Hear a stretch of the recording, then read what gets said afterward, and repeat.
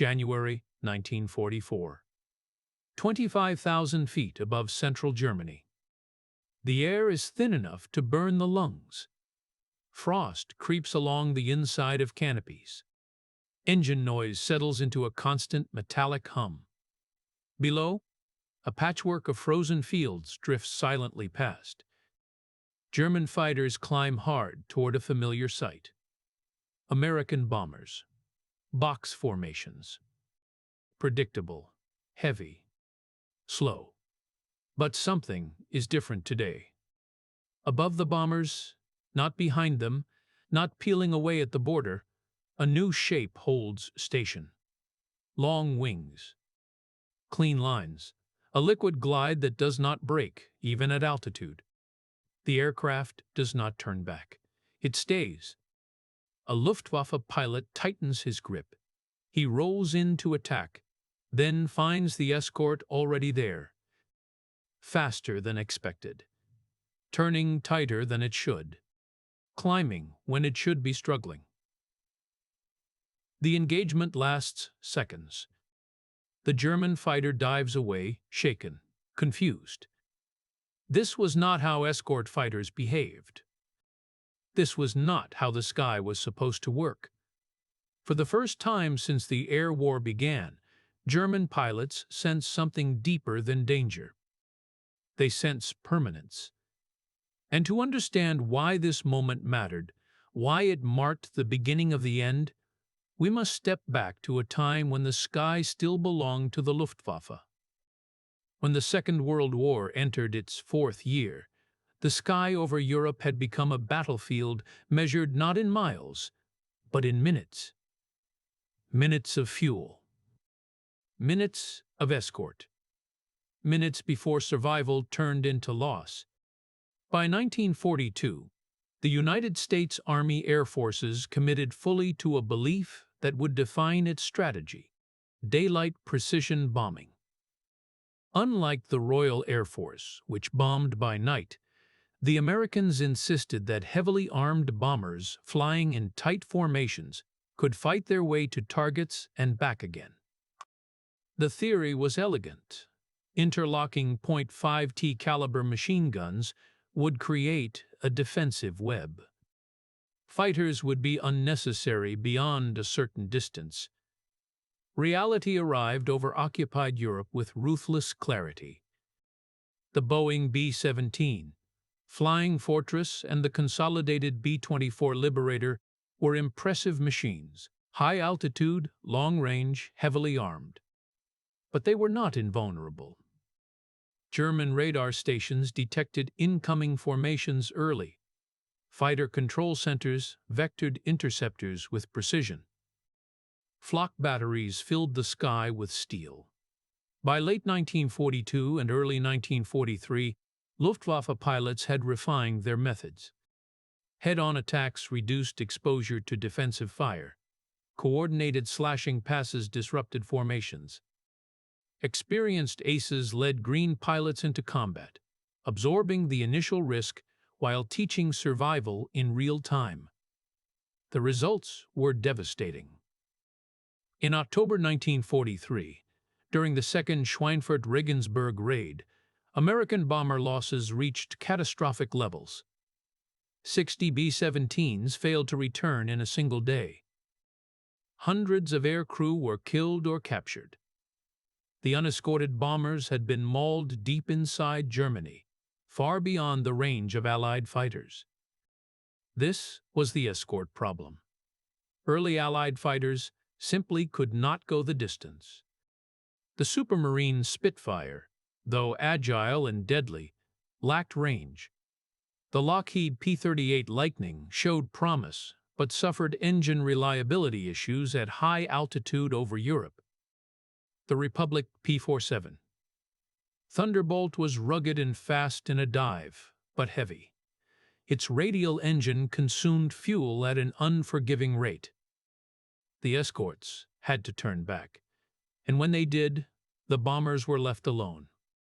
German pilots knew the borders by instinct. They waited. They conserved fuel. They climbed. Then, Once the escorts peeled away, they attacked with confidence. The sky over Germany remained contested, but it was still defensible. For the Luftwaffe, this was not merely combat. It was strategy. Every bomber destroyed meant fewer factories hit, fewer crews trained, fewer planes built. Air defense was buying time for the Reich. Yet beneath the apparent balance, pressures were mounting. German fighter units were stretched thin. Losses among experienced pilots, while lower than American bomber losses, were difficult to replace. Training hours were shortened. Fuel began to tighten. The Luftwaffe could still win battles, but sustaining victory was becoming harder. Meanwhile, across the Atlantic, American planners were confronting an uncomfortable truth. Bombers could not survive alone. They needed a fighter that could go all the way, and the search for that aircraft was already underway. The solution to the escort problem did not begin as a revolutionary idea. It began as a requirement, simple, unforgiving, and long ignored. Range. In 1940, the British Purchasing Commission approached an American company few associated with fighter excellence, North American Aviation. The request was modest. Build a fighter quickly. Use existing engines. Deliver something serviceable, if not extraordinary. What emerged was the NA-73X. Sleek, aerodynamically efficient, designed around laminar flow wings that reduced drag at high speed. On paper, it was promising. In practice, its early Allison engines struggled above 15,000 feet. Performance fell off where European air combat lived. The aircraft was accepted, but not celebrated. Everything changed with an engine swap. British engineers suggested fitting the Rolls-Royce Merlin, an engine already proven in the Spitfire and Hurricane. Packard would build it under license in the United States. When installed in the Mustang airframe, the transformation was immediate and profound. High-altitude performance surged. Climb rate improved. Speed increased across the envelope. Fuel efficiency, already exceptional, remained intact. The P-51 Mustang could now do something no other Allied fighter could do reliably. It could escort bombers to Berlin and back. Equally important was what it carried beneath its wings. Drop tanks extended range dramatically. Pilots trained to manage fuel meticulously, cruising efficiently before combat, and fighting only when necessary. Escort doctrine evolved alongside the aircraft. Instead of sticking close to the bombers at all times, Mustangs were allowed to range ahead. They hunted German fighters before they reached the formations. They attacked airfields. They disrupted climbs and assembly points. This was a fundamental shift. German intelligence did not immediately grasp the implications. Early sightings of Mustangs were dismissed as limited-range fighters, no different from earlier escorts. Reports filtered upward slowly. By the time commanders understood that these fighters were not turning back, it was already too late. In December 1943, Mustang groups began flying regular deep penetration missions. By January 1944, they were everywhere, above, beside, and beyond the bomber streams. German pilots noticed first. The aircraft did not behave like Thunderbolts. It did not disengage when fuel should have forced it away. It stayed at altitude. It pursued through dives and climbs. It followed damaged fighters home. For the first time, the Luftwaffe faced an escort that did not merely protect bombers. It dominated the airspace around them. And as the Mustang spread across the sky, the war above Europe entered a new phase, one defined not just by machines, but by how men adapted, resisted, and began to realize that familiar advantages were slipping away. Those realizations would unfold from multiple angles at once. For German fighter pilots, the air war had always been personal. They rose before dawn. They studied weather charts. They listened to radio intercepts and watched contrails form on the horizon. Experience mattered more than ideology. Survival depended on knowing when to attack and when to break away. By early 1944, that instinct was under threat. Pilots who had once dictated engagements now found themselves intercepted before they could climb. Young lieutenants flying their first combat missions discovered that the escorts were already above them, waiting. Veterans sensed the shift immediately. The sky felt watched. Aces who had survived dozens of engagements began to fall, not in dramatic dogfights, but in brief, brutal encounters that allowed no recovery. One mistake, one moment of hesitation, and the Mustang was there. Morale changed quietly. Confidence eroded not through defeat, but through unpredictability. The P-51 Mustang was not invincible, but it was balanced in ways its opponents were not. It was fast enough to choose engagement, agile enough to turn with a Bf-29, stable enough to aim precisely at high speed.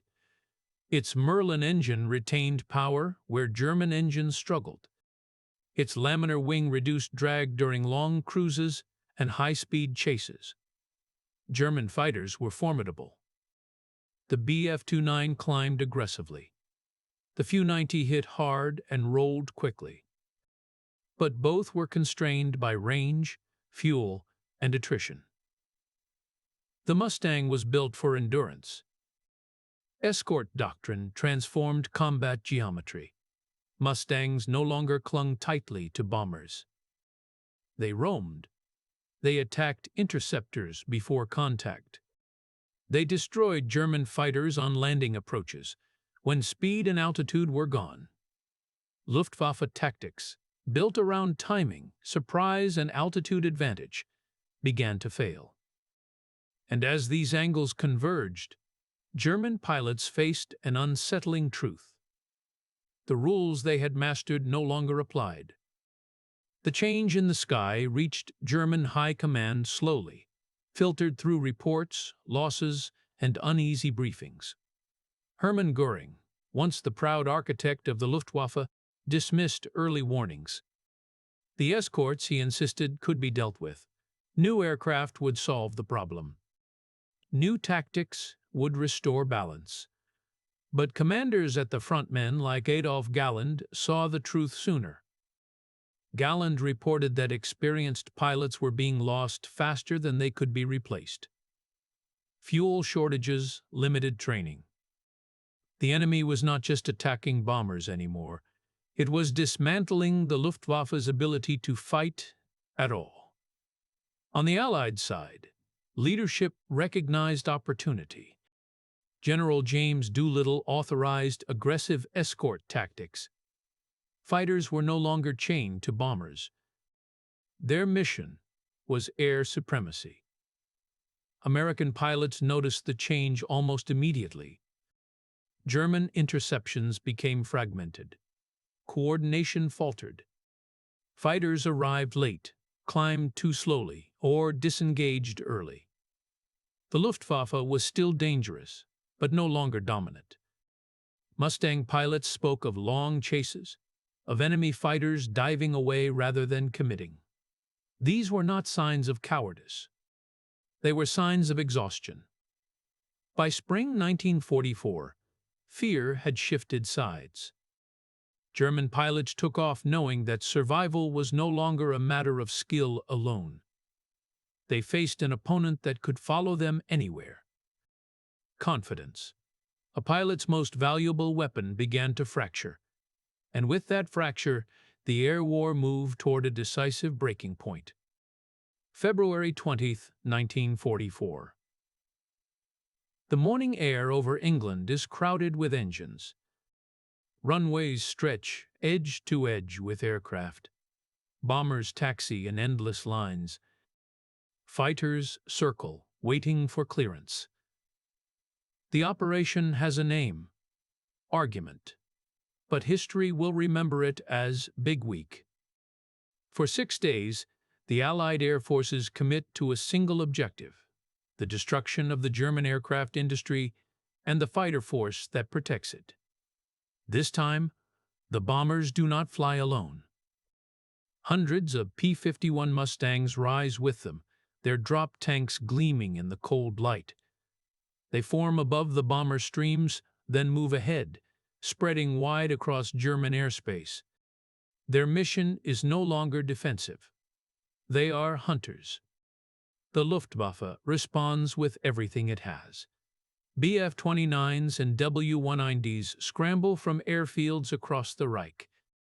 Interceptors climb through broken cloud, assembling under pressure. The sky fills with contrails, spirals, and turning shapes. Contact comes early. Mustangs strike German fighters as they climb, before formations can solidify. Others wait above expected interception routes, diving with altitude and speed. Engagements are violent and brief. There is no time to regroup. German losses mount by the hour.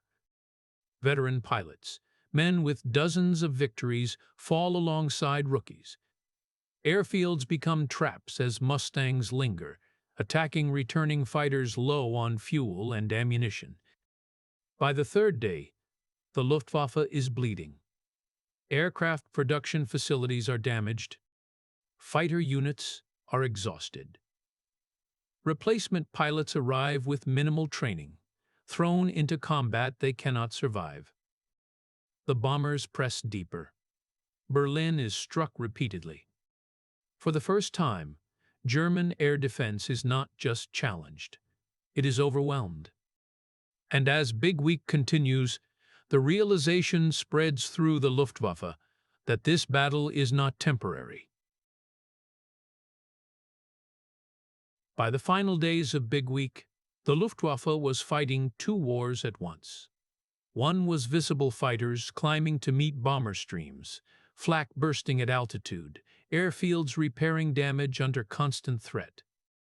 The other was invisible, unfolding in the margins of training schedules, fuel allocations, and pilot rosters. Losses during Operation Argument were not merely numerical. They were qualitative. The Luftwaffe lost experienced leaders, men who had survived Poland, France, Britain, and the Soviet front. Their replacements lacked flight hours, gunnery practice, and combat intuition. The Mustangs exploited this gap relentlessly. They fought vertically, climbing and diving without losing performance. They pursued damaged fighters across miles of sky. They attacked wherever resistance appeared weakest, then vanished before counterattacks could form. By March 1944, the change was undeniable. German fighters still flew. They still shot down bombers. But they no longer controlled the rhythm of battle. Engagements happened on Allied terms. Altitude advantage belonged to the escorts. Initiative belonged to the Mustangs. The sky above Germany was no longer a shield. It was a liability. Allied air superiority was not absolute yet, but it was irreversible. With each mission, the Luftwaffe's ability to contest the air eroded further. Fuel shortages worsened. Training hours collapsed. Aircraft sat unused for lack of pilots. The P-51 Mustang had not won the war alone, but it had removed the Luftwaffe's final margin for recovery. And as the smoke of Big Week cleared, the consequences extended far beyond the skies. They reshaped the ground war that followed. The weeks after Big Week were quieter, but only in appearance. The Luftwaffe, once a formidable force in the sky, faced a cascade of consequences that would echo for the rest of the war. Airfields across Germany were no longer safe sanctuaries. Pilots returned damaged aircraft to repair depots that struggled to keep pace. Engine shortages compounded by Allied bombing left planes grounded. Fuel, already rationed, became a strategic weapon. Many units were limited to training sorties, unable to commit to defensive operations without risking total annihilation. Pilot attrition was catastrophic. Veteran flyers who had survived combat since 1939 were either killed, captured, or reassigned to training roles. The remaining pilots were increasingly inexperienced. They lacked not only technical skill, but the instincts honed in battle. Every encounter with the Mustang became a trial by fire, and the cost of failure was immediate and unforgiving. Strategically, the effect was profound. Allied bombing raids encountered diminishing resistance over the Reich. Factories, transportation hubs, and oil refineries became vulnerable.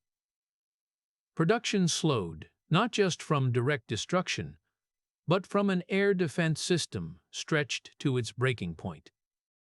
German command began shifting resources from other fronts to maintain minimal air coverage, weakening overall military posture.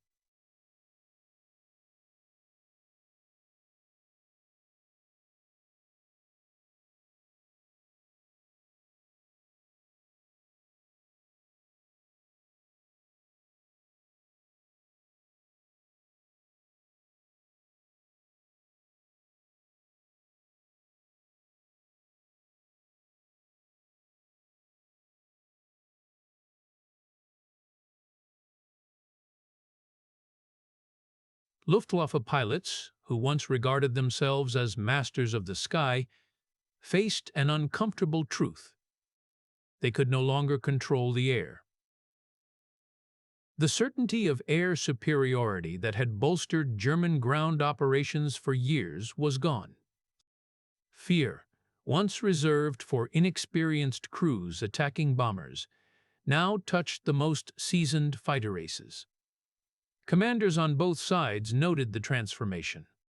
Reports from the front lines described a new breed of fighter, fast, relentless, and unrelenting.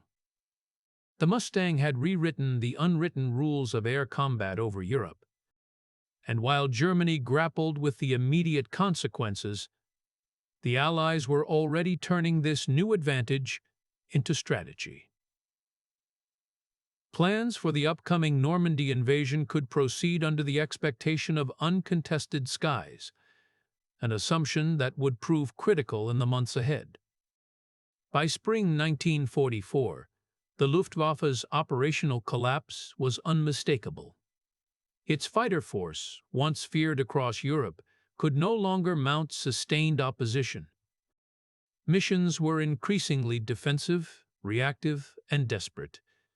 Pilots were instructed to conserve fuel, avoid engagements unless favorable, and accept losses as inevitable.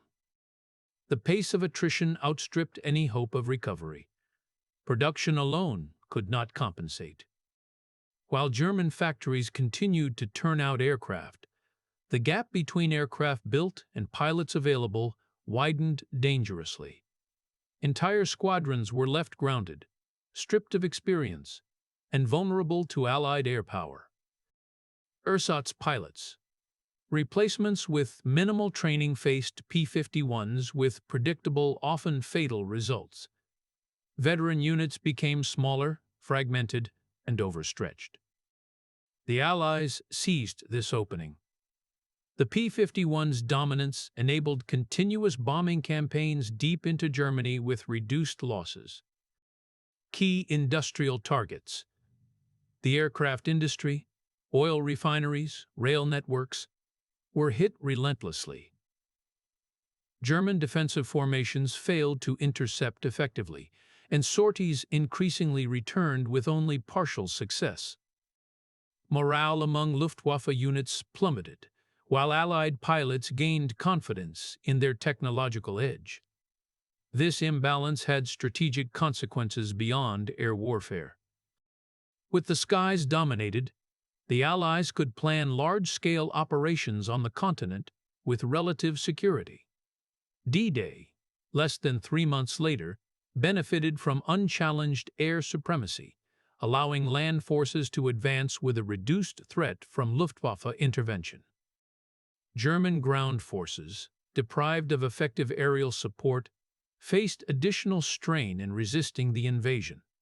By mid-1944, the P-51 Mustang had fundamentally shifted the balance of power. It was not just a fighter. It was a symbol of inevitability. The Luftwaffe's remaining aircraft and pilots could fight, but they could no longer win decisively. The psychological weight of defeat compounded the physical losses, and the German war machine began to unravel from above.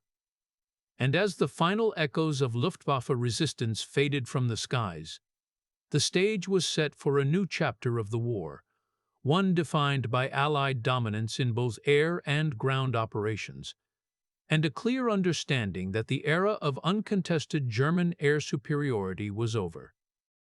The story of the P-51 Mustang over Germany is not merely a tale of machines and statistics. It is a story of transformation, of how a single technological innovation, combined with strategy and human skill, can reshape the very rules of warfare. Air superiority is often measured in numbers, but its true power lies in control. When the Luftwaffe could no longer dictate where, when, or how battles occurred, the war above Europe changed irrevocably. The sky ceased to be a neutral arena and became a theater defined by one side's initiative. For German pilots, it was a lesson in vulnerability, a stark reminder that even experience and courage could not withstand systemic shifts in technology and doctrine. The Mustang itself symbolizes more than speed or range. It embodies adaptation, the union of engineering brilliance, strategic foresight, and disciplined execution. It allowed pilots to push beyond the limits of prior warfare, hunting not just targets, but opportunity itself. Yet, this is also a human story. The terror in the eyes of Luftwaffe aces, the exhilaration and focus of American Mustang pilots, the painstaking calculations of commanders, they remind us that technology alone does not win battles. Human perception, courage, and adaptability are inseparable from the machines they operate.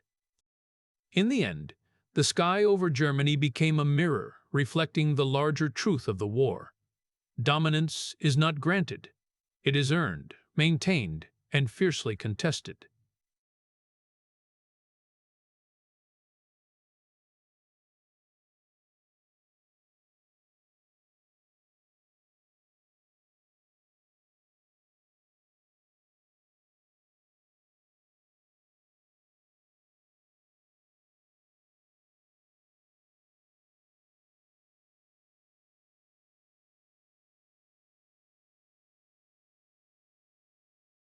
It redefined the boundaries of possibility, and in doing so, reshaped history.